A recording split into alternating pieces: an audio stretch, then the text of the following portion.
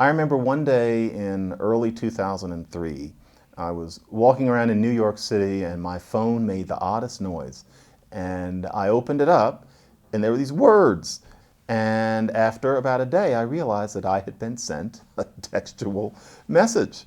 And at the time, I even thought, this is the beginning of something big.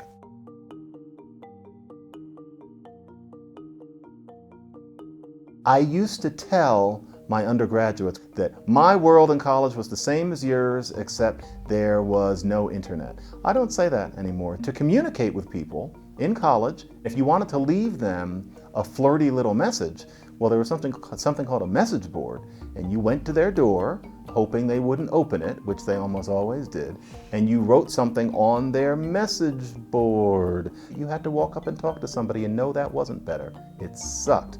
Today, communication is much more fluid, much more varied, much subtler. It's better.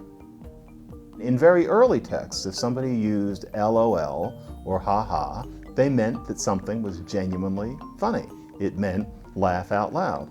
And gradually, that evolved into meaning not that you were laughing out loud, but a kind of subset of what laughter is about, which is softening, which is easing circumstances between people, such that LOL came to mean don't sweat it, I'm not being severe. What it's really doing is exactly what meaningless little giggles mean when you're having regular conversations with people.